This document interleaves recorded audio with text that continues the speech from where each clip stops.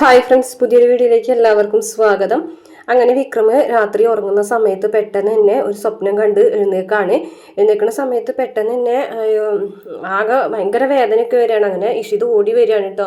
അപ്പോൾ കൈ എവിടേക്കോ തട്ടി മുറിഞ്ഞിട്ടൊക്കെ ഉണ്ട്, ഭയങ്കര വേദനയൊക്കെ ഉണ്ട്. അപ്പോൾ ഇഷിത അതൊക്കെ ശരിയാക്കി കൊടുക്കുന്നുണ്ട്. അതിന് ശേഷം പിന്നീട് വിക്രം വേദന വിളിച്ചിട്ട് വേദനയോട് പറയുന്നുണ്ട്, ഞാനൊരു സ്വപ്നം കണ്ടു. കാരണം വേറൊന്നുമല്ല, അച്ഛനെ ആരോ എവിടെയോ കെട്ടിയിട്ടിരിക്കുന്നുണ്ട്, എന്നിട്ട് അച്ഛനെ ആരോ ഉപദ്രവിക്കുന്നതായിട്ടാണ് ഞാൻ സ്വപ്നം കണ്ടതെന്നൊക്കെ പറയുന്നുണ്ട് വേദനയോട്.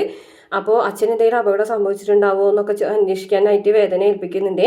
അപ്പോൾ വേദയാണെന്നുണ്ടെങ്കിൽ വിക്രത്തിനെ സമാധാനിപ്പിക്കുന്നുണ്ട്. ഇതേ സമയം വിശ്വനോടും വിനായകനോടും മാഷോടും കൂടിയിട്ട് സ്റ്റേഷനിലേക്ക് വരാനായിട്ട് സാബു പറഞ്ഞിട്ടുണ്ടായിരുന്നത് അവരെ ഉപദ്രവിക്കാൻ വേണ്ടിയിട്ടാണ്. അപ്പോൾ വിക്രം പുറത്തു വരുമല്ലോ, ആ ഒരു കാര്യം അറിഞ്ഞിട്ടുണ്ടെങ്കിൽ അതിന് വേണ്ടിയിട്ട് അത് മാഷും വിശ്വനും വിനായകനും കൂടി ചേർന്ന് വിക്രമിനെ ഒളിപ്പിച്ചു എന്നുള്ള കാര്യം പറഞ്ഞിട്ടാണ്. വിശ്വനൊക്കെ അടിച്ച് ശരിയാക്കുന്നുണ്ട് കേട്ടോ, വടി വെച്ചിട്ട് അടിക്കുകയാണ്.